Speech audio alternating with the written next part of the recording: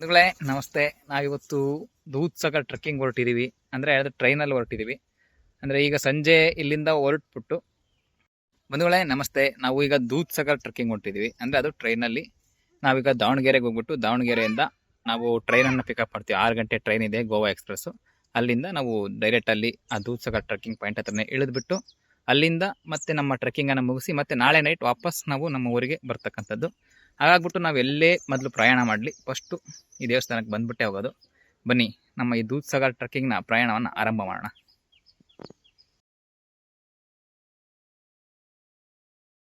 ದೂದ್ಸಾಗರ್ ಹೋಗ್ಲಿಕ್ಕೆ ನಾವು ದಾವಣಗೆರೆ ಹೋಗ್ತಾ ಇದೀವಿ. ಅಂದ್ರೆ ಸ್ಕೂಟಿಯಲ್ಲೇ ಹೋಗ್ತಾ ಇದೀವಿ. ಯಾಕೆಂದ್ರೆ ನಾವು ಈ ಕಡೆಯಿಂದ ಹೋಗಕ್ಕೇನೋ ಸಂಜೆ 7 ಗಂಟೆಗೆ ಟ್ರೈನ್ ಸಿಕ್ಬಿಡುತ್ತೆ, ಆರಾಮಾಗಿ ಹೋಗ್ಬೋದು ಬಸ್ಸಿಗೆ. ಬಟ್ ಆ ಕಡೆಯಿಂದ ಭಾನುವಾರ ರಿಟರ್ನ್ ಬರ್ಬೇಕಾದ್ರೆ ಅದು ಬೆಳಗಿನ ಜಾವ 3 ಗಂಟೆ ಅಥವಾ 4 ಗಂಟೆಗೆ ದಾವಣಗೆರೆ ಸ್ಟೇಷನ್ಗೆ ಬರುತ್ತೆ.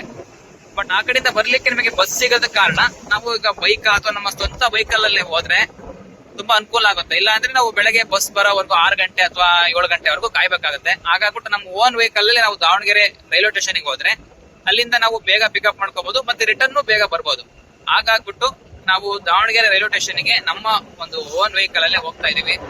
ಬನ್ನಿ ದೂದ್ಸಾಗರ್ನ ಪ್ರಯಾಣ ಹೇಗಿರುತ್ತೆ ಅಂತ ಹೇಳಿ ನೋಡ್ಕೊಂತ ಹೋಗೋಣ. ಹಾಗೆ ನಮ್ಮ ವೆಹಿಕಲ್ನ ಅಲ್ಲೇ ನಮ್ಮ ಅಜ್ಜಿ ಮನೆಯಲ್ಲಿ ಬಿಟ್ಬಿಟ್ಟು ನಮ್ಮ ಮಳೆಯನ್ನು ಸಹಿತ ಬರ್ತೀವಿ ಅಂತಂದಿದ್ದ ನಮ್ಮ ಜೊತೆ ಟ್ರೆಕ್ಕಿಂಗಿಗೆ. ಹಾಗಾಗ್ಬಿಟ್ಟು ಮೂವರು ಟ್ರೆಕ್ಕಿಂಗ್ ಹೋಗ್ತಿದ್ವಿ. ಈಗ ಬಸ್ ಹತ್ಕೊಂಡ್ಬಿಟ್ಟು ದಾವಣಗೆರೆ ರೈಲ್ವೆ ಸ್ಟೇಷನ್ಗೆ ಹೋಗ್ತಾ ಇದೀವಿ. ಇದು ನಮ್ಮ ಅಜ್ಜಿ ಊರಿಗೆ ಹೋಗ್ತಕ್ಕಂಥ ಜಾಗ. ಇಲ್ಲಿಂದ ಈಗ ನಾವು ಬಸ್ ಹತ್ಕೊಂಡು ರೈಲ್ವೆ ಸ್ಟೇಷನ್ಗೆ ಹೋಗ್ಬೇಕು. ಈಗ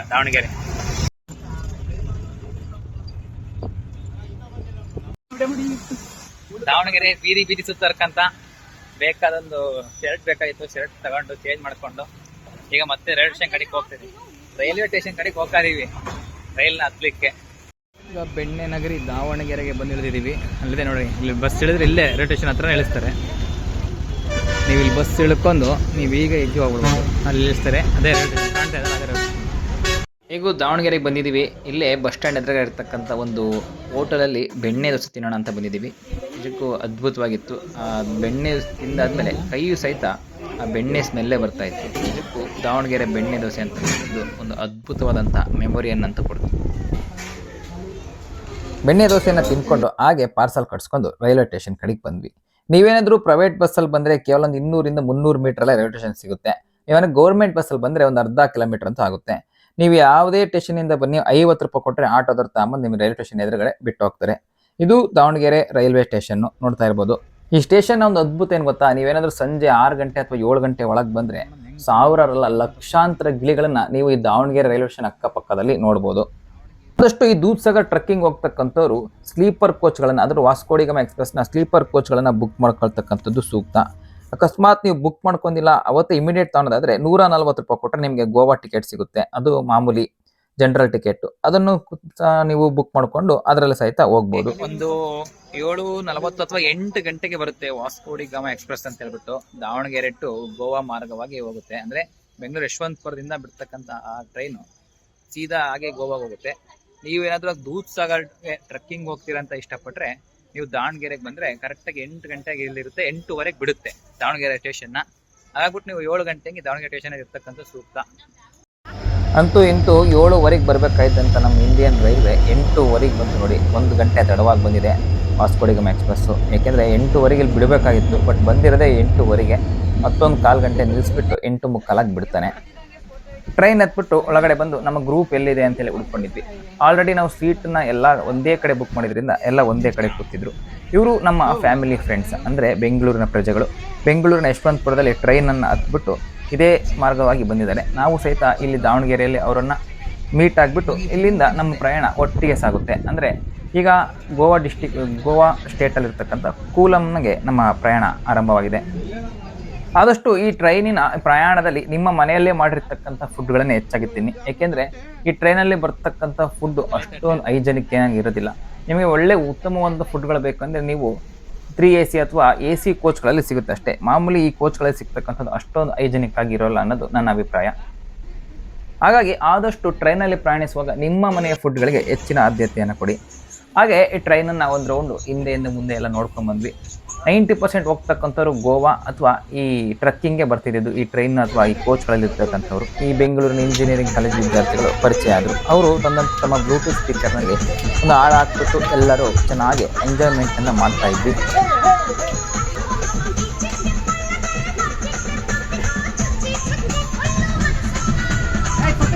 ಅಷ್ಟೇ ನಮ್ಮ ದಾನ್ಲಿ ಜಾಸ್ತಿ ಆಗ್ತಿದ್ದಂತಲೇ ಒಂದು ಅಂಕಲ್ ಬಂದು ಈಗ ಹೇಳಿದ್ರು ಕೇಳಿಸ್ಕೊಳ್ತಾರೆ.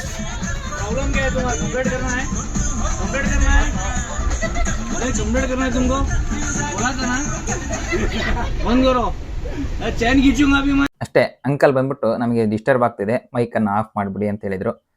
ನಮಗೂ ಅರ್ಥ ಆಗುತ್ತೆ, ಯಾಕೆಂದ್ರೆ 10 ಗಂಟೆ ಮೇಲಾಗಿದ್ದರಿಂದ ಬೇರೆ ಪ್ಯಾಸೆಂಜರ್ಸ್ ತೊಂದರೆ ಆಗಬಾರ್ದು ಅಂತ ಹಾಡನ್ನೆಲ್ಲ ಆಫ್ ಮಾಡಿಬಿಟ್ಟು ಕೂತ್ಕೊಂಡ್ವಿ. ಯಾಕೆಂದರೆ ನಮ್ಮ ಒಂದು ಖುಷಿ ಬೇರೆಯವರಿಗೆ ತೊಂದರೆ ಉಂಟಾಗಬಾರ್ದು, ಅದು ಯಾವತ್ತೇ ಆಗಲಿ ಯಾರಿಗೇ ಆಗಲಿ. ನಾವೀಗ ಹುಬ್ಬಳ್ಳಿ ರೈಲ್ವೆ ಸ್ಟೇಷನಲ್ಲಿ ಬಂದು ಇಳಿದಿದ್ದೀವಿ. ಈ ಹುಬ್ಬಳ್ಳಿ ರೈಲ್ವೆ ಸ್ಟೇಷನ್ ಒಂದು ವಿಶೇಷತೆ ಏನು ಗೊತ್ತಾ, ಇಡೀ ಕರ್ನಾಟಕದಲ್ಲಿ ಅತ್ಯಂತ ದೊಡ್ಡ ಪ್ಲಾಟ್ಫಾರ್ಮ್ಗಳುಳ್ಳಂಥ ರೈಲ್ವೆ ಸ್ಟೇಷನ್ ಅಂದರೆ ಅದು ಹುಬ್ಬಳ್ಳಿಯಲ್ಲಿ ಮಾತ್ರ ಇರೋದು. ಏಕೆಂದರೆ ಇದು ಸುಮಾರು 1 ಕಿಲೋಮೀಟರ್ಗಿಂತ ಹೆಚ್ಚಿಗೆ ಒಂದು ಉದ್ದ ಇರತಕ್ಕಂಥ ಪ್ಲಾಟ್ಫಾರ್ಮ್ಗಳನ್ನು ಈ ಹುಬ್ಬಳ್ಳಿ ರೈಲ್ವೆ ಸ್ಟೇಷನ್ ಮಾತ್ರ ಹೊಂದಿರೋದು. ಹಾಗಾಗ್ಬಿಟ್ಟು ಇದು ಕರ್ನಾಟಕದಲ್ಲಿ ಒಂದು ಫೇಮಸ್ ಮತ್ತು ಹೆಸರಾಂತ ರೈಲ್ವೆ ಸ್ಟೇಷನ್ ಅಂತೇಳಿ ಕರೆಯಲ್ಪಡುತ್ತೆ. ಹೀಗೆ ಸತತವಾಗಿ 7 ಗಂಟೆಯ ಜರ್ನಿ ನಂತರ ಅಂದರೆ ಬೆಳಗಿನ ಜಾವ 3:30ಕ್ಕೆ ನಾವು ಕೂಲಂ ಎಂಬ ಸ್ಟೇಷನಲ್ಲಿ ಇಳ್ಕೋಬೇಕಾಗುತ್ತೆ. ಅಂದರೆ ಇಲ್ಲಿಂದನೇ ನಮ್ಮ ಟ್ರಕ್ಕಿಂಗ್ ಪಾಯಿಂಟ್ ಆರಂಭ ಆಗ್ತಕ್ಕಂಥದ್ದು. ನಾವು ಫಾರೆಸ್ಟ್ ಮೂಲಕ ಟ್ರಕ್ಕಿಂಗ್ ಹೋಗೋದ್ರಿಂದ ನಾವು ಕೂಲಂ ಇಳ್ಕೋಬೇಕಾಗುತ್ತೆ. ಇಲ್ಲಿಂದ ದೂಧಸಾಗರ್ 12 ಕಿಲೋಮೀಟರ್ ಆಗುತ್ತೆ. ಅದೇ ನೀವೇನಾದರೂ ರೈಲ್ವೆ ಟ್ರ್ಯಾಕ್ ಮೇಲೆ ಟ್ರಕ್ಕಿಂಗ್ ಮಾಡ್ತೀರ ಅನ್ನೋದಾದರೆ ನೀವು ಹಿಂದೆ ಬರ್ತಕ್ಕಂಥ ಕ್ಯಾಸ್ಟಲ್ ರಾಕಲ್ಲೇ ಇಳ್ಕೊಂಡ್ರೆ ಸಾಕು. ನೀವು ಅಲ್ಲಿಂದ ಒಂದು 2-3 ಕಿಲೋಮೀಟರಲ್ಲಿ ನಿಮಗೆ ದೂಧಸಾಗರ್ ಸಿಕ್ಬಿಡುತ್ತೆ.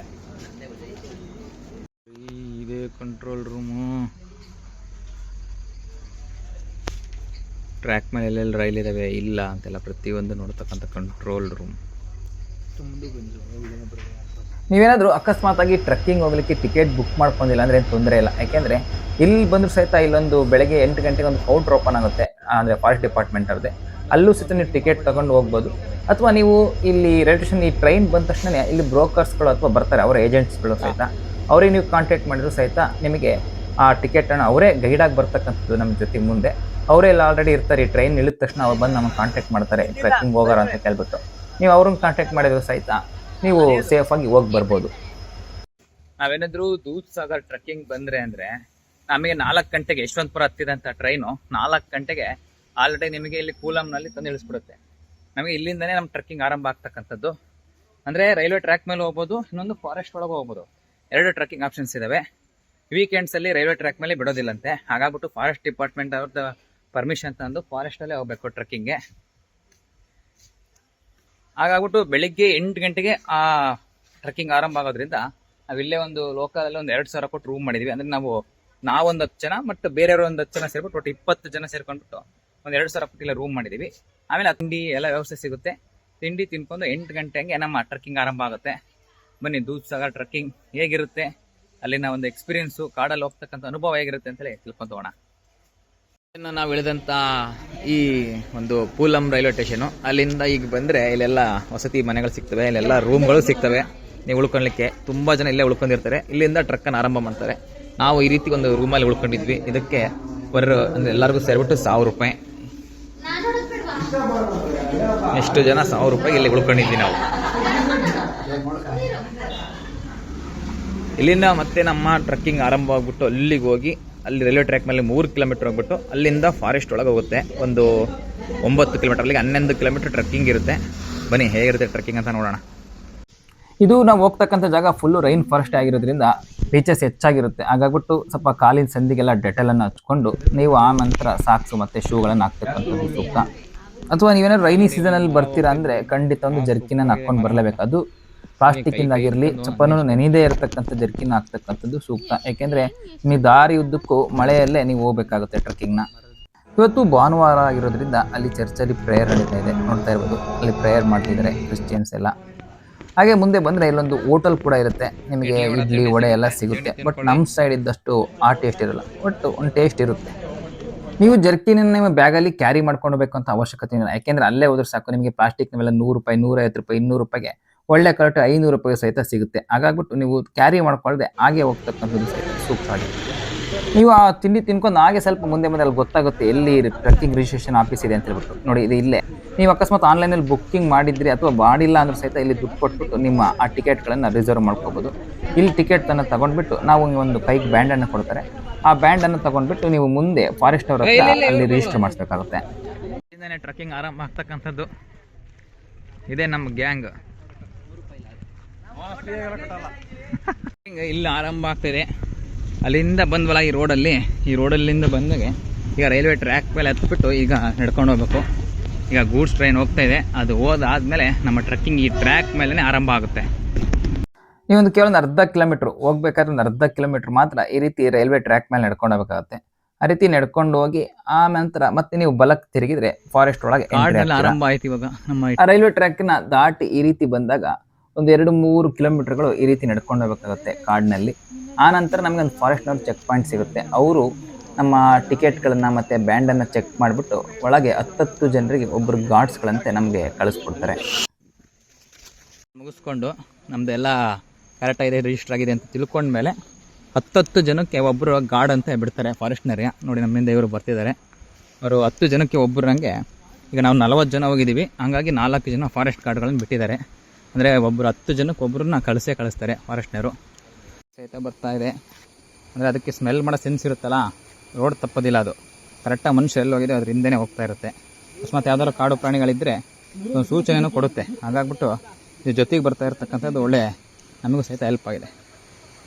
ಫಾರೆಸ್ಟರ್ ಅಲ್ಲೆಲ್ಲ ಇರ್ತಾರೆ. ಅವರು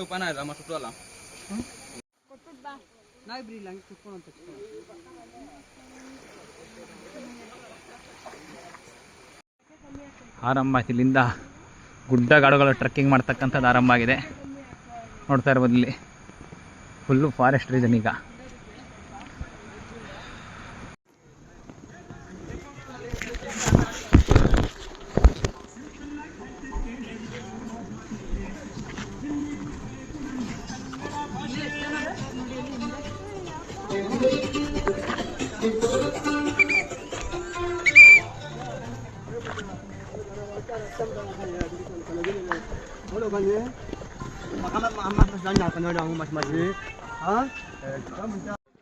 ಒಂದು ಓಪನ್ ಸ್ಪೇಸಿಗೆ ಬಂದಿದ್ದೀವಿ. ಈಗ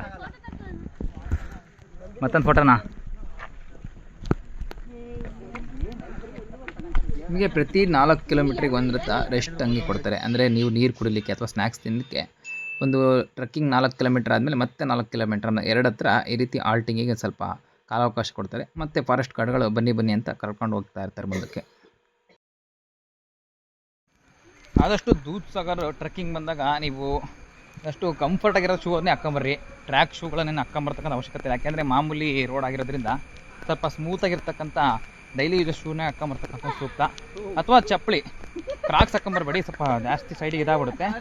ಮಾಮೂಲಿ ಚಪ್ಪಲಿಗಳನ್ನು ಹಾಕ್ಕೊಂಬಂದರೆ ಇನ್ನು ಕಂಫರ್ಟಾಗಿ ಓಡಾಡ್ಬೋದು. ಬೆಲ್ಟ್ ಚಪ್ಪಲು ಆ ರೀತಿದ್ದು. ಇಲ್ಲಿ ಯಾವುದೇ ರೀತಿ ಬಂಡೆ ಹತ್ತಕ್ಕಂಥದ್ದು ಜಾರ್ತಕ್ಕಂಥದ್ದು ಅದು ಯಾವುದೇ ರೀತಿ ಇಲ್ಲ. ಮಾಮೂಲಿ ಈ ರೀತಿ ಟ್ರ್ಯಾಕೇ ಇರೋದು. ಹಾಗಾಗ್ಬಿಟ್ಟು ನೀವು ಮಾಮೂಲಿ ಆರಾಮಾಗಿ ಬೆಲ್ಟ್ ಚಪ್ಪಲಿ ಹಾಕ್ಕೊಂಡು ಬಂದರೂ ಸಹಿತ ಆರಾಮಾಗಿ ಹೋಗ್ಬೋದು. ಸುಮಾರು ಒಂದು 12 ಕಿಲೋಮೀಟ್ರ್ ಟ್ರೆಕ್ಕಿಂಗ್ ಇರ್ಬೋದು. ಫಾರೆಸ್ಟಲ್ಲಿ ಒಂದು 4 ಕಿಲೋಮೀಟ್ರ್ ಬರೋಕ್ಕಾಗುತ್ತೆ.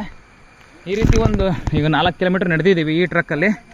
ನೋಡೋಣ ಇನ್ನು ಎಷ್ಟು ದೂರ ಇದೆ ಅಂತ ಗೊತ್ತಿಲ್ಲ ಈ ರೀತಿ ಟ್ರ್ಯಾಕು. ಒಟ್ಟು ಈ ರೀತಿ ಟ್ರ್ಯಾಕೇ ಜಾಸ್ತಿ ದೂರ ಇರೋದ್ರಿಂದ ಆರಾಮಾಗಿ ಚಪ್ಪಲಿ ನಡ್ಕೊಂಬರ್ಬೋದು. ನೀವು ಟ್ರ್ಯಾಕ್ ಶೂ ಎಲ್ಲ ಹಾಕ್ಕೊಂಬಂದ್ರೆ ಅದೆಲ್ಲ ನೀರು ಹೋಗ್ಬಿಟ್ಟು ಒಂಥರ ಹಿಂಸೆ ಆಗಿಬಿಡುತ್ತೆ ಓಡಾಡೋಕ್ಕೆ. ಬೆಲ್ಟ್ ಚಪ್ಪಲಿ ಅಥವಾ ಮಾಮೂಲಿ ಚಪ್ಪಲಿ ಟ್ರ್ಯಾಕ್ಸು ಅಷ್ಟೊಂದು ಸೂಕ್ತ ಅಲ್ಲ. ಇಲ್ಲಿ ಒಂಥರ ಸೈಡೆಲ್ಲ ಫುಲ್ಲು ಸೆಲ್ತಿ ಆದಂಗೆ ಆಗ್ಬಿಡುತ್ತೆ. ಆಗ್ಬಿಟ್ಟು ನೀವು ಬೆಲ್ಟ್ ಚಪ್ಪಲಿನ ಹಾಕ್ಕೊಂಬರೋದು ಒಳ್ಳೆಯದು. ಈ ರೀತಿ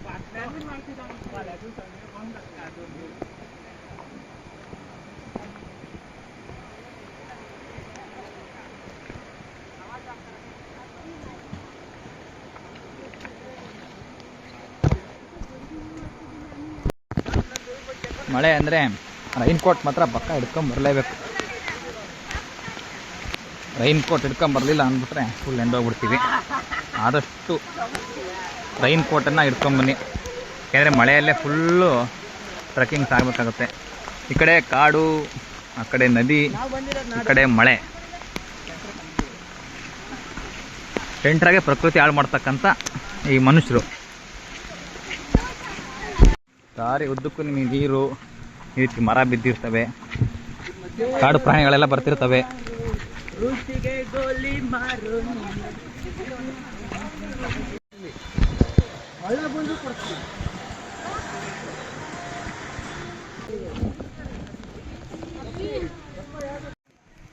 ಅಪ್ಪ ಕಾಡಿಂದ ಹೊರಗೆ ಬಂದ್ವಿ ಸ್ವಲ್ಪ. ಬಟ್ ಇಲ್ಲೇ ಎಲ್ಲ ಫಾಲ್ಸ್ ಇದ್ದಂಗಿದೆ. ಸೌಂಡ್ ಫುಲ್ಲು ಜ್ವರ ಕೇಳಿಸ್ತಾ ಇದೆ. ಮೇ ಬಿ ಅಲ್ಲೇ ಇರ್ಬೋದು. ಅಲ್ಲಿ ಅಪ್ಪಿ ಮೋಡ ಬರೋದಲ್ಲ ಅಲ್ಲೇ ಪಕ್ಕ. ಅಲ್ಲಿ ಹೊಗೆ ಬರ್ತಾ ಇದೆಯಲ್ಲ ಅದೇ ಫಾಲ್ಸು. ನಾವೀಗ ಅಲ್ಲಿಂದ ಅಲ್ಲಿಗೆ ಹೋಗ್ಬೇಕು. ಇನ್ನೊಂದು 3-4 ಕಿಲೋಮೀಟ್ರ್ ಇದೆ. ಬನ್ನಿ ಹೋಗೋಣ. ಪ್ಲೇಸಿಂದ ಮತ್ತೆ ಡಾರ್ಕ್ ಫಾರೆಸ್ಟ್, ರೈನಿ ಫಾರೆಸ್ಟ್ ಒಳಗೆ ಎಂಟ್ರಿ ಆಗ್ಬಿಟ್ವಿ ಈಗ. ಯಾಕೆಂದರೆ ಇಷ್ಟ ತನಕ ಸ್ವಲ್ಪ ಹುಲ್ಲುಗಾವಲಿತ್ತು, ಈಗ ಫುಲ್ಲು ರೈನಿ ಫಾರೆಸ್ಟು. ಯಾವ ರೇಂಜಿಗೆ ರೈನಿ ಫಾರೆಸ್ಟ್ ಅಂದರೆ, ಈಗ ಗೋವಾಗೆ ಹೋಗಿ, ಮಹಾರಾಷ್ಟ್ರಕ್ಕೆ ಹೋಗ್ರಿ, ಎಲ್ಲಿಗಾರ ಹೋಗ್ರಿ, ನಾವು ಅಡಿಕೆ ಅನ್ನೋದು ಎಲ್ಲ ಕಡೆ ಕವರ್ ಆಗಿಬಿಡ್ತೈತೆ. ಆಮೇಲೆ ಈ ಜಾಗದಲ್ಲಿ ಹರಿತಕ್ಕಂಥದ್ದೆಲ್ಲ ಪ್ಯೂರೆಸ್ಟ್ ನೀರು. ಯಾಕೆಂದರೆ ಕುಡಿಲಿಕ್ಕೆ ಎಷ್ಟು ಸ್ವೀಟಾಗಿರುತ್ತೆ ಅಂದರೆ ಅದು ಅದ್ಭುತವಾದಂಥ ಒಂದು ಟೇಸ್ಟ್ನ ಸಿಗುತ್ತೆ. ಇದ್ರ ಬಗ್ಗೆ ಒಂದು ವೀಡಿಯೋನ ಸಹಿತ ಮಾಡೋಕ್ಕಿದ್ದೀನಿ, ಇನ್ಸ್ಟಾಗ್ರಾಮಲ್ಲಿ ನೋಡ್ಬೋದು ಎಷ್ಟು pH ಲೆವೆಲ್ ಇದೆ ಇಲ್ಲಿನ ನೀರು ಅಂತ ಹೇಳ್ಬಿಟ್ಟು. ಇದು ಇಪ್ಲಿ ಗಿಡ ನೋಡಿ, ಇಲ್ಲಿ ಕಾಣ್ತಿದೆಯಲ್ಲ, ಇದು ಇಪ್ಲಿ ಗಿಡ. ಇದನ್ನೇ ಕಾಳು ಮೆಣಸಿಗೆ ಕ್ರಾಸ್ ಮಾಡ್ತಕ್ಕಂಥದ್ದು. ಈ ಬಳ್ಳಿ ಬುಡ ತಾಂಬಂದ್ಬಿಟ್ಟು ಕಾಳು ಮೆಣಸಿಗೆ ಕ್ರಾಸ್ ಮಾಡಿಬಿಟ್ರೆ ಅದು ಉತ್ತಮವಾಗಿ ಯಾವುದೇ ರೋಗ ಮತ್ತು ರುಜಿನ ಇಲ್ಲದೆ ಬೆಳೀತದೆ ಅಂತೆ. ಹಾಗಾಗ್ಬಿಟ್ಟು ಕಾಡಲ್ಲಿ ಸಿಗ್ತಕ್ಕಂಥ ಇಪ್ಪಲಿ ಬಳ್ಳಿಗೆ ಕಾಳು ಮೆಣಸಿನ ತಾಯಿ ಅಥವಾ ಮೇಲೆ ತುಂತುರು ಇದನ್ನು ಕಟ್ಟನ್ನು ಅದಕ್ಕೆ ಇದು ಮಾಡಿಬಿಡ್ತಾರೆ. ಈ ರೀತಿ ಎರಡನೇ ಓಪನ್ ಸ್ಪೇಸ್ ಅಂದರೆ ಫಾರೆಸ್ಟ್ನಲ್ಲಿ ಈ ರೀತಿ 2 ಓಪನ್ ಸ್ಪೇಸ್ಗಳು ಸಿಗ್ತವೆ. ಫಸ್ಟು ಸ್ಪೇಸ್ 4 ಕಿಲೋಮೀಟರ್ ಸಿಗುತ್ತೆ, ಅಲ್ಲೊಂದು ರೀತಿ ನಿಮಗೆ ಒಂದು 5 ನಿಮಿಷ ಆಲ್ಟಿಂಗ್ ಕೊಡ್ತಾರೆ. ಎರಡನೇದು ಈ ರೀತಿ ಓಪನ್ ಸ್ಪೇಸಲ್ಲಿ 8 ಕಿಲೋಮೀಟರ್ ತಲುಪಿರ್ತೀರ, ಇಲ್ಲೊಂದು ನಿಮಗೆ ಆಲ್ಟಿಂಗ್ ಕೊಡ್ತಾರೆ. ಇಲ್ಲಿ ನಿಮಗೆ ಸ್ನ್ಯಾಕ್ಸು ಅಥವಾ ಯಾರು ನಾನ್ ವೆಜ್ ಇಂಥವ್ರಿಗೆ ಊಟ ಎಲ್ಲ ಸಿಗುತ್ತೆ. ಇಲ್ಲಿ ಡ್ರಿಂಕ್ಸು ಸಹ ಸಿಗುತ್ತೆ ಅಂತಕ್ಕಂಥದ್ದು ಒಂದು ದುರಾದೃಷ್ಟಕರ ಸಂಗತಿ ಅಂದರೂ ನಂಬಲೇಬೇಕು. ಇಲ್ಲಿಂದ ಮತ್ತೆ ಮುಂದೆ 4 ಕಿಲೋಮೀಟರ್ಸ್ ಆಗಿದ್ರೆ ನಮಗೆ ದೂದ್ ಸಾಗರ್ ಫಾಲ್ಸ್ ಸಿಗುತ್ತೆ. ಬನ್ನಿ ಹೋಗೋಣ ಈಗ. ನೋಡಿ ಅಲ್ಲಿ ರೈಲ್ವೆ ಟ್ರ್ಯಾಕ್ ಕಾಣ್ತಾ ಇದೆ ನೋಡಿ, ಅದು ಇಲ್ಲಿ ಆ ಬಿಳಿ ಕಾಣ್ತಿಲ್ಲ ಅದೇ ರೈಲ್ವೆ ಟ್ರ್ಯಾಕು. ನಾವೀಗ ಆ ರೈಲ್ವೆ ಟ್ರ್ಯಾಕ್ ಹತ್ರನೇ ಹೋಗಬೇಕು. ಅಲ್ಲಿ ಕಾಣ್ತಿದೆ ಮೂಲೆ, ಅಲ್ಲಿಗೆ ಹೋಗ್ಬೇಕು ರೈಲ್ವೆ ಟ್ರ್ಯಾಕ್ ಹತ್ರನೇ. ಹೋಗ್ತಕ್ಕಂಥ ಮಾರ್ಗ ಮಾತ್ರ ಫುಲ್ಲು ಕೆಸರುಮಯ. ಆದಷ್ಟು ಜಿಗಣೆಗಳಿರ್ತವೆ, ಸ್ವಲ್ಪ ಡೆಟಾಯಿಲು ಅದನ್ನೇನಾದ್ರು ತಗೊಂಬನ್ನಿ. ಆಮೇಲೆ ಶೂನು ಅಷ್ಟೇ ಸಾಕ್ಸೆಲ್ಲ ಹಾಕ್ಕೊಂಬರಕ್ಕೆ ಹೋಗ್ಬೇಡಿ. ಆರಾಮಾಗಿ ಕಂಫರ್ಟಾಗಿರ್ತಕ್ಕಂಥ ಶೂಗಳನ್ನು ಹಾಕ್ಕೊಂಬನ್ನಿ. ಯಾಕೆಂದರೆ ಒಳಗೆಲ್ಲ ಕೆಸರು ಹೋಗ್ಬಿಡುತ್ತಲ್ಲ, ನಿಮಗೆ ಅದನ್ನು ಕೈಯಾಗಿ ಹಿಡ್ಕೊಂಡು ಓಡಾಡ್ತಕ್ಕಂಥ ಪರಿಸ್ಥಿತಿ ಬಂದ್ಬಿಡುತ್ತೆ. ಹಾಗಾಗ್ಬಿಟ್ಟು ಆದಷ್ಟು ಸ್ವಲ್ಪ ಬೆಲ್ಟ್ ಚಪ್ಪಲಿ ಅಂಥದನ್ನೇ ಯೂಸ್ ಮಾಡ್ತಕ್ಕಂಥ ಸೂಕ್ತ. ಭಯಂಕರ ಕೆಸರು, ಎಷ್ಟು ಕೆಸರು ಅಂದರೆ ಅಷ್ಟಿಷ್ಟು ಕೆಸರಲ್ಲ. ಸಣ್ಣ ಸಣ್ಣ ರೋಡ್ಗಳು. ಅಕಸ್ಮಾತ್ ಯಾರಾದರೂ ಈ ಕಾಡಲ್ಲಿ ಕಳೆದೋದ್ರಿಂದ ದೂದ್ ಸಾಗರ್ ಟ್ರೆಕ್ಕಿಂಗ್ ಬಂದಲ್ಲಿ ನೀವು ಟ್ರೈನ್ ಆರನ್ನು ಯಾವ ಕಡೆ ಕಳಿಸುತ್ತೋ ಆ ಕಡೆ ಹೋಗ್ಬಿಡಿ. ಆ ಟ್ರೈನ್ ಟ್ರ್ಯಾಕ್ ಸಿಕ್ತು ಅಂದ್ಬಿಟ್ರೆ ನೀವು ಆರಾಮಾಗಿ ಎಲ್ಲಿಗೆ ಬೇಕಿದ್ರೆ ಹೋಗ್ಬೋದು. ಹಾಗೊಟ್ಟು ಇಲ್ಲಿ ಟ್ರೈನ್ ಟ್ರ್ಯಾಕ್ ಎಲ್ಲ ಕಡೆ ಕವರ್ ಆಗಿರುತ್ತೆ, ಅದು ಟ್ರೈನ್ ಟ್ರ್ಯಾಕ್ ಕಡೆಗೆ ಹೋಗಿ. ಬ್ರಿಡ್ಜ್ ಬಂತು ಇವಾಗ. ನೀವು ಈ ಟ್ರೆಕ್ಕಿಂಗ್ ಹೋಗ್ಬೇಕಾದ್ರೆ ಒಂದು ಹ್ಯಾಂಗಿಂಗ್ ಬ್ರಿಡ್ಜ್, ಒಂದು ಸಾಹಸನೂ ಸಹಿತ ಮಾಡ್ಬೋದು. ಇಲ್ಲೊಂದು ಹ್ಯಾಂಗಿಂಗ್ ಬ್ರಿಡ್ಜ್ ಸಹಿತ ಮಾಡಿದ್ದಾರೆ. ಇಲ್ಲಾಂದರೆ ನೀವು ನೀರಲ್ಲಿ ಇಳ್ಕೊಂಡು ಹೋಗ್ಬೋದು, ಅಥವಾ ನೀವು ಹ್ಯಾಂಗಿಂಗ್ ಬ್ರಿಡ್ಜ್ ಮೇಲೂ ಹೋಗ್ಬೋದು. Your choice. ಇವಾಗ ಹೋಗ್ಬೋದು.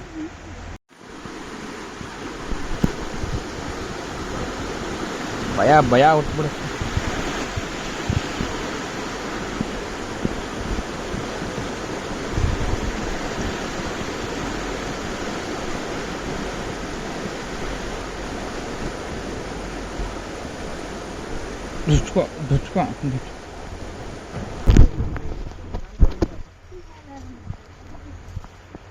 ಕಣ್ಣು ಸಹಿತ ಖುಷಿಯಾದಾಗ ದೇಹಕ್ಕೆ ಶಕ್ತಿ ಬರುತ್ತೆ ಅನ್ನೋಕ್ಕೆ ಈ ದೃಶ್ಯನೇ ಸಾಕ್ಷಿ. ಯಾಕೆಂದರೆ ಈಗ 11 ಕಿಲೋಮೀಟರ್ ಟ್ರೆಕ್ಕಿಂಗ್ ಮಾಡಿ ಈ ದೃಶ್ಯವನ್ನು ನೋಡ್ದಾಗಿದೆಯಲ್ಲ, ಆ ಸುಸ್ತೆಲ್ಲ ಕಡಿಮೆ ಆಗಿಬಿಡುತ್ತೆ. ಇದು ಆ ಜಲಪಾತವನ್ನು ಮತ್ತೆ ಹತ್ತಿರದಿಂದ ನೋಡಬೇಕು ಅನ್ನೋ ಆಸಕ್ತಿಯಲ್ಲಿ ಆ ಸುಸ್ತೆಲ್ಲ ಕಣ್ಮರೆ ಆಗ್ಬಿಟ್ಟು ಮತ್ತೆ ಮುಂದೆ ನಡೆಯಲಿಕ್ಕೆ ನಮಗೆ ಹುಮ್ಮಸ್ಸು ಸಹಿತ ಸಿಗುತ್ತೆ. ಫಾಲ್ಸ್ ಕಾಣ್ತಾ ಇಲ್ಲ, ಬಟ್ ಆ ಫಾಲ್ಸಿನ ಆ ಸೌಂಡ್ನ ರೌದ್ರತೆನೇ ಕೇಳಿಸ್ತಾ ಇದೆ. ಇಲ್ಲಿ ಎಷ್ಟು ಪ್ರಮಾಣದಲ್ಲಿ ನೀರು ಹರಿತಿರ್ಬೋದು ಅಥವಾ ಎಷ್ಟು ಸುಂದರವಾಗಿರ್ಬೋದು ಅಂತ ಹೇಳ್ಬಿಟ್ಟು ಆ ಸೌಂಡೇ ನಮಗೊಂದು ಇಮೇಜೇಷನ್ ಕೊಡ್ತಾ ಇದೆ. ಒಟ್ಟಲ್ಲಿದೆ ಫಾಲ್ಸ್, ಈಗ ಕಾಣುತ್ತೆ. ಇಲ್ಲಿಂದ ಕಟ್ಟಾದರೆ ಅಲ್ಲಿ ಫಾಲ್ಸ್ ಹತ್ರನೇ ಹೋಗ್ತೀವಿ. ಬನ್ನಿ, ಫೈನಲ್ ಡೆಸ್ಟಿನೇಷನ್ ತಲುಪ್ತಾ ಇದ್ದೀವಿ.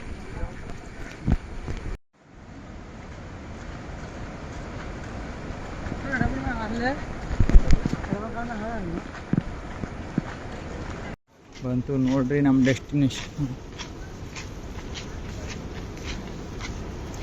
ಒಳ್ಳೆ ಇದೆ ಫಾಲ್ಸ್.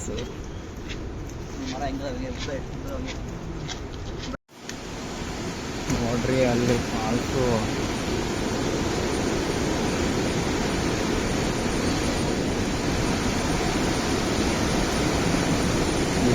ಹೋಗ್ತೀರಾ?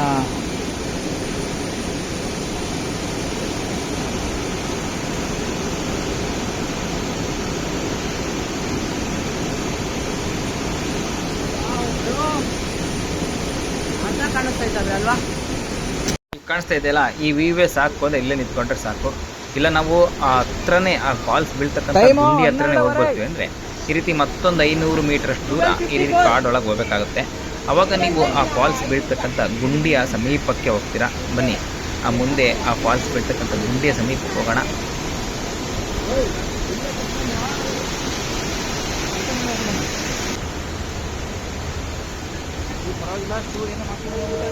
ಅಂತೂ ಇಂತೂ 400 ಕಿಲೋಮೀಟ್ರ್ ಟ್ರೈನ್ನಾಗ ಬಂದು 11 ಕಿಲೋಮೀಟ್ರ್ ಟ್ರಕ್ಕಿಂಗ್ನಲ್ಲಿ ಬಂದಂಥ ನಮ್ಮ ಗುರಿ ಅಲ್ಲಿ ದೂರದಲ್ಲಿ ಕಾಣಿಸ್ತಾ ಇದೆ ನೋಡಿ, ಅದೇಯ. ಇನ್ನೇನು ಇನ್ನೊಂದು 100 ಮೀಟ್ರ್ ಹೋದರೆ ಫುಲ್ಲು ಸಮೀಪಕ್ಕೆ ಹೋಗ್ತೀವಿ. ಬನ್ನಿ.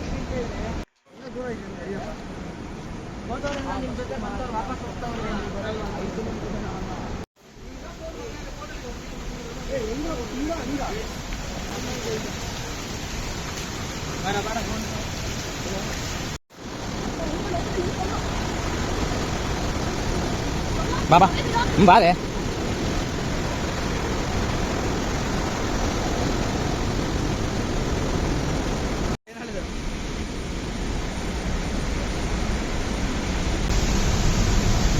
ನೋಡ್ರಿ, 12 ಕಿಲೋಮೀಟರ್ ನಡ್ಕೊಂಬಂದಂಥ ದೂದ್ ಸಾಗರ್ ವ್ಯೂ ನೋಡೋಕ್ಕೆ ಇಲ್ಲೇ ಬಂದಿದ್ದು.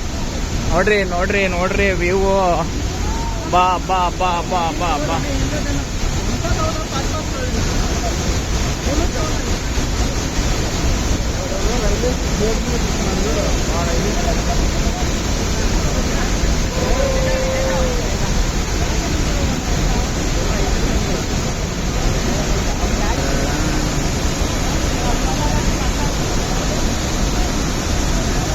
ಅಲ್ಲೇನು ಕಾಣ್ತಾ ಇದೆಯಲ್ಲ, ಅದು ಟ್ರೈನ್ ಟ್ರ್ಯಾಕ್. ಅಲ್ಲಿಂದ ನಿಂತ್ಕೊಂಡು ನೋಡಿದಾಗ ನಮಗೆ ಅರ್ಧ ಫಾಲ್ಸ್ ಮಾತ್ರ ಕಾಣುತ್ತೆ. ಎಲ್ಲಿ ನಿಂತ್ಕೊಂಡು ನೋಡಿದ್ರೆ ಪೂರ್ತಿ ತಳದಿಂದ ತುದಿವರೆಗೂ ಕಾಣುತ್ತೆ. ದೂದ್ ಸಾಗರ್ನ ಪೂರ್ತಿ ನೋಟ ನೀವು ಟ್ರಕ್ಕಿಂಗಲ್ಲಿ ಬಂದಾಗ ಮಾತ್ರ ನೋಡ್ಲಿಕ್ಕೆ ಸಾಧ್ಯ ಆಗುತ್ತೆ. ನೀವೇ ರೈಲ್ವೆ ಟ್ರ್ಯಾಕ್ ಮೇಲೆ ಬಂದರೆ ಅರ್ಧದಿಂದ ಮಾತ್ರ ನೋಡ್ತೀರಾ ಆ ದೂದ್ ಸಾಗರ್ನ ಒಂದು ವ್ಯೂನ. ಇದು ಭಾರತದಲ್ಲಿರ್ತಕ್ಕಂಥ 5ನೇ ದೊಡ್ಡ ಫಾಲ್ಸು. ಸುಮಾರು 310 ಮೀಟರ್ ಅಂದರೆ ಒಂದು ಸುಮಾರು 1100 ಅಡಿಗಳಷ್ಟೇ ಎತ್ತರದಿಂದ ಬೀಳ್ತಕ್ಕಂಥ ಫಾಲ್ಸು. ಇದು ಮಹಾದಾಯಿ ನದಿ ಅಥವಾ ಮಾಂಡವಿ ನದಿ ಅಂತಲೂ ಕರೀತಾರೆ ಗೋವಾದಲ್ಲೆಲ್ಲ ಇದನ್ನು. ಇದು ಕರ್ನಾಟಕದಲ್ಲಿ ಹುಟ್ಟಿ ಗೋವಾದಲ್ಲಿ ಹರಿದು ಮಹಾರಾಷ್ಟ್ರದ ಒಂದು ಭಾಗದಲ್ಲಿ ಅರಬ್ಬಿ ಸಮುದ್ರವನ್ನು ಸೇರುತ್ತೆ. ಆ ಫಾಲ್ಸಿನ ಮೇಲಿನ ತುದಿಯ ಭಾಗ ಇದೆಯಲ್ಲ, ಅದೆಲ್ಲ ಇದು ಮಾಂಡವಿ ನದಿ ಅಥವಾ ಮಹಾದಾಯಿ ನದಿ ಕರ್ನಾಟಕ ಭಾಗದಲ್ಲಿ ಹರಿದು ಬರತಕ್ಕಂಥ ಜಾಗ. ಇದು ಕೆಳಗೆ ಬಿದ್ದ ನಂತರ ಗೋವಾದಲ್ಲಿ ಮತ್ತೆ ಹರಿದು ಹೋಗ್ಬಿಟ್ಟು ಮಹಾರಾಷ್ಟ್ರದ ಒಂದು ಭಾಗದಲ್ಲಿ ಅರಬ್ಬಿ ಸಮುದ್ರವನ್ನು ಸೇರುತ್ತೆ.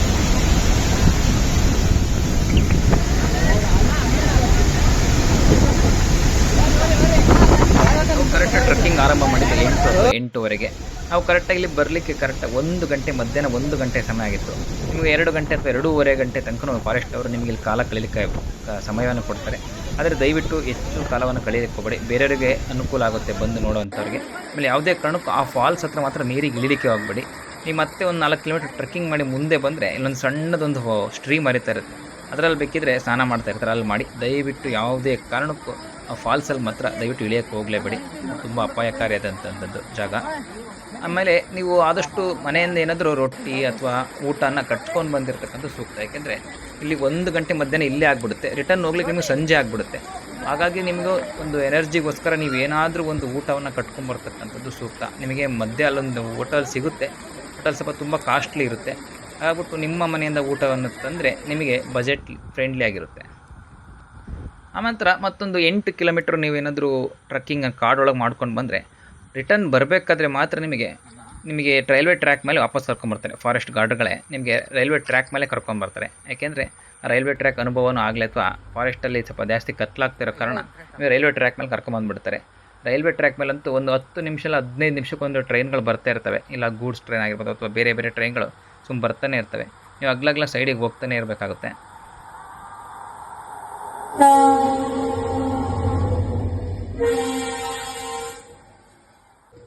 ಒಂದು ಪ್ರಕಾರ ಈ ಕಾಡಲ್ಲಿ ನಡ್ಕೊಂಡು ಹೋಗ್ತಕ್ಕಂಥದ್ದೇ ಬೆಸ್ಟು. ಯಾಕೆಂದರೆ ಈ ಜಲ್ಲಿ ಕಲ್ಲುಗಳು ಕಾಲಿಗೆ ಒತ್ತುತ್ತಾ ಇರ್ತವೆ. ಆಮೇಲೆ ಆ ರೈಲ್ವೆ ಇವಿದೇವಲ್ಲ ಸಿಮೆಂಟ್ ಬಾರ್ಗಳ ಮೇಲೆ ನಡ್ಕೊಂಡು ಹೋಗ್ಬೇಕಾದ್ರೆ ಮೈಂಡಿಗೆ ಇರಿಟೇಷನ್ ಆಗ್ತಿರುತ್ತೆ. ಸಣ್ಣ ಸಣ್ಣ ಹೆಜ್ಜೆಗಳನ್ನ ಇಡಬೇಕು ಅಥವಾ ದೊಡ್ಡ ಹೆಜ್ಜೆಗಳನ್ನ ಇಡೋಂಗಿಲ್ಲ.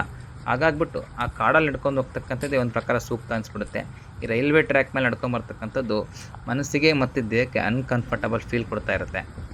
ಫೈನಲಿ ನಮ್ಮ ಈ ಟ್ರಕ್ಕಿಂಗ್ ರಿಟರ್ನು ಬಂದು ತಲುಪ್ತಕ್ಕಂಥದ್ದು ಒಂದು 5 ಗಂಟೆ, ಬೇಗ ಬಂದವರು 5 ಗಂಟೆ ತಲುಪ್ತಾರೆ, ಅಥವಾ ಒಂದು 6 ಗಂಟೆ ಅಷ್ಟೊತ್ತಿಗೆ ತಲುಪ್ತಾರೆ. ನೀವು ಸ್ಟೇ ಆಗಿರ್ತಕ್ಕಂಥ ರೂಮಲ್ಲಿ ಫ್ರೆಶ್ ಅಪ್ ಆಗಿಬಿಟ್ಟು ಬಟ್ಟೆಗಳೆಲ್ಲ ನೆಂದೋಗ್ಬಿಟ್ಟಿರ್ತವೆ. ಒಂದು ಎಕ್ಸ್ಟ್ರಾ ಒಂದು ಬಟ್ಟೆ ನಡ್ಕೊಂಬಂದಿರಿ, ಯಾಕೆಂದರೆ ನೆಂದೋಗ್ಬಿಟ್ಟಿರುತ್ತೆ, ಏನೇನು ರೈನ್ ಕೋಟ್ ಹಾಕೊಂಡ್ರು. ಹಾಗಾಗ್ಬಿಟ್ಟು ಅವನ್ನೆಲ್ಲ ಚೇಂಜ್ ಮಾಡಿಬಿಟ್ಟು ನೀವು ಮತ್ತೆ ಫ್ರೆಶ್ ಮೂಡಲ್ಲಿ ಬರ್ಬೋದು.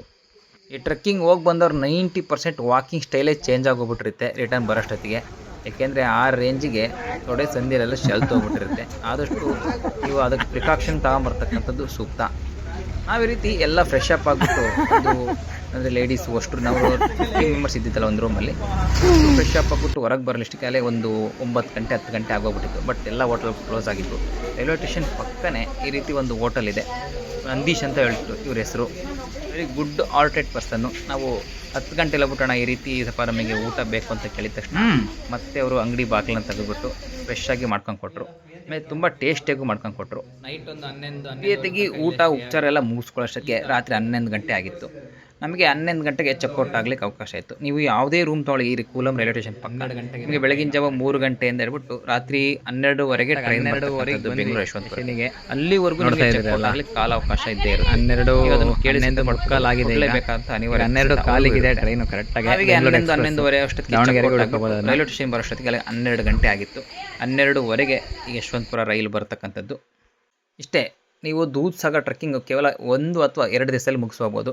ನೀವು ಶನಿವಾರ ಸಂಜೆ ನೀವು 7ವರೆಗೆ ದಾವಣಗೆರೆಯಲ್ಲಿ ಟ್ರೈನ್ ಹತ್ತಿದ್ರೆ ಅಂದರೆ ಬೆಳಗಿನ ಜಾವ ಬರ್ತೀರಾ. ಬೆಳಗಿನ ಜಾವ ಇಲ್ಲಿ ರೂಮ್ ಮಾಡಿಬಿಟ್ಟು ಫ್ರೆಶ್ ಅಪ್ ಆಗಿ, ಅಕಸ್ಮಾತ್ ಅದಕ್ಕೂ ಏನಾದರೂ ಬಜೆಟ್ ಫ್ರೆಂಡ್ಲಿ ಆಗಬೇಕು ಅಂದರೆ ರೈಲ್ವೆ ಸ್ಟೇಷನಲ್ಲಿ ಉಳ್ಕೊಳ್ಳೋಕೆ ಅವಕಾಶ ಇರುತ್ತೆ. ಬಾತ್ರೂಮ್ ಸಹಿತ ಇದೆ, ಟ್ರೈನು ಮನೇನೂ ಸಹಿತ ಇದೆ, ಸ್ನಾನ ಮಾಡ್ಬೋದು, ಫ್ರೆಶ್ ಅಪ್ ಆಗ್ಬೋದು.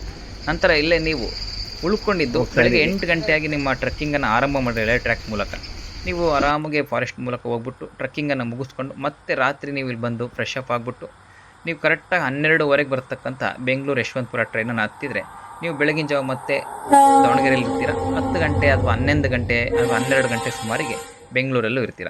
ನೀವು 2 ದಿವಸದಲ್ಲಿ ಶನಿವಾರ, ಭಾನುವಾರ ಅಥವಾ ಸೋಮವಾರ ಮಧ್ಯಾಹ್ನದೊಳಗೆ ನೀವು ದೂದ್ಸಾಗರ್ ಟ್ರೆಕ್ಕಿಂಗನ್ನು ಮುಗಿಸಿ ಮನೆಗೆ ಬರ್ಬೋದು. ಟೋಟಲಾಗಿ ಒಟ್ಟು ಈ ದೂದ್ಸಾಗರ್ ಟ್ರೆಕ್ಕಿಂಗ್ ಹೋಗಿ ಬರಲಿಕ್ಕೆ ಒಂದು ಎಸ್ಟಿಮೇಷನಲ್ಲಿ ಆಗ ಎಷ್ಟು ಖರ್ಚಾಗುತ್ತೆ ಅಂತ ಹೇಳ್ತೀನಿ, ಕೇಳಿಸ್ಕೊಳ್ಳಿ. ನೀವೇನಾದರೂ ಶಿವಮೊಗ್ಗದಿಂದ ಹೊರಟ್ರೆ ಅಂದರೆ ದಾವಣಗೆರೆ ಸ್ಟೇಷನ್ಗೆ ಹೋಗೋಕ್ಕೆ ಒಂದು 100 ರೂಪಾಯಿ ಬಸ್ ಚಾರ್ಜ್ ಬೇಕಾಗುತ್ತೆ. ಒಂದು ಸಂಜೆ ಊಟಕ್ಕೆ ಒಂದು 100 ರೂಪಾಯಿ ಬೇಕಾಗುತ್ತೆ. ಆಮೇಲೆ ಟ್ರೈನ್ ಟಿಕೆಟ್ ನೀವು ಸ್ಲೀಪರ್ ಕೋಚ್ ಬುಕ್ ಮಾಡಿದ್ದೆ ಆದರೆ 250 ರೂಪಾಯಿ ಬೇಕಾಗುತ್ತೆ. ಅಥವಾ ನೀವು ಮಾಮೂಲಿ ಜನರಲ್ ಟಿಕೆಟ್ ತಗೊಂಡೋಗ್ತೀರ ಅಂದರೆ ಕೇವಲ 155 ರೂಪಾಯಿ ಚಾರ್ಜ್ ಆಗುತ್ತೆ. ಕೂಲಮಲ್ಲಿ ಇಳ್ಕೊಂಡು ನೀವು ಫಾರೆಸ್ಟ್ ಡಿಪಾರ್ಟ್ಮೆಂಟಿಂದ ಒಂದು ಟ್ರೆಕ್ಕಿಂಗನ್ನು ಟಿಕೆಟ್ ಆರಂಭ ಮಾಡ್ತೀರಾ ಅಂದರೆ ಅದು 650 ರೂಪಾಯಿ ಪರ್ ಹೆಡ್ ಇರುತ್ತೆ. ಅಲ್ಲಿಗೆ ಒಂದು 1000 ರೂಪಾಯಿ ಅಂದ್ಕೊಳ್ಳಿ. ಮತ್ತು ನೈಟ್ ಬಂದು ಊಟ ಮಾಡಲಿಕ್ಕೆ ಅಥವಾ ಮಧ್ಯಾಹ್ನ ಬೆಳಗ್ಗೆ ತಿಂಡಿ ಅಂತ ಹೇಳ್ಬಿಟ್ಟು ಒಂದು ಪರ್ ಹೆಡ್ಡಿಗೆ 2000 ರೂಪಾಯಿದಲ್ಲಿ ರಿಟರ್ನು ನಿಮಗೆ ಟಿಕೆಟು ಎಲ್ಲ ಸೇರಿದರೆ 2000 ಅಥವಾ 2500 ಒಳಗಡೆ ನೀವು ದೂದ್ಸಾಗರ್ ಟ್ರೆಕ್ಕಿಂಗನ್ನು ಮುಗಿಸ್ಕೊಂಡ್ಬಿಟ್ಟು ವಾಪಸ್ ಆರಾಮಾಗಿ ಬರ್ಬೋದು. ಇದು ನಾನು ಕಂಡಂಥ ದೂದ್ಸಾಗರ್ನ ಟ್ರೆಕ್ಕಿಂಗ್ನ ಒಂದು ಅನುಭವ. ದಯವಿಟ್ಟು ನನ್ನ ವಿಡಿಯೋ ಇಷ್ಟ ಆದಲ್ಲಿ ನನ್ನ ಒಂದು ಚಾನಲ್ನ ಸಬ್ಸ್ಕ್ರೈಬ್ ಮಾಡ್ಕೊಳ್ಳಿ. ಅಕಸ್ಮಾತ್ ಏನಾದರೂ ತಪ್ಪು ಅಥವಾ ನಿಮಗೆ ಮನಸ್ಸಿಗೆ ಬೇಜಾರಾಗಿದ್ದಲ್ಲಿ ಅದನ್ನು ಕಮೆಂಟ್ ಮಾಡಿ ತಿಳಿಸಿ. ಮುಂದಿನ ವಿಡಿಯೋದಲ್ಲಿ ಖಂಡಿತ ಅದನ್ನು ತಿದ್ಕೊಳ್ತೀನಿ. ಕ್ರಿಯೇಟಿವ್ ಮಲ್ಲಾಪುರ ಅನ್ನೋ ಒಂದು ಇನ್ಸ್ಟಾಗ್ರಾಮ್ ಅಥವಾ ಯೂಟ್ಯೂಬ್ ಚಾನಲ್ನ ಫಾಲೋ ಮಾಡ್ಕೊಳ್ಳಿ. ನಿಜಕ್ಕೂ ನಿಮಗೆ ಮಾಹಿತಿ ಉಳ್ಳ ವಿಡಿಯೋಗಳನ್ನು ತಲುಪಿಸ್ತಕ್ಕಂಥ ಪ್ರಯತ್ನದಲ್ಲಿ ನಾನಿರ್ತೀನಿ. ಧನ್ಯವಾದ.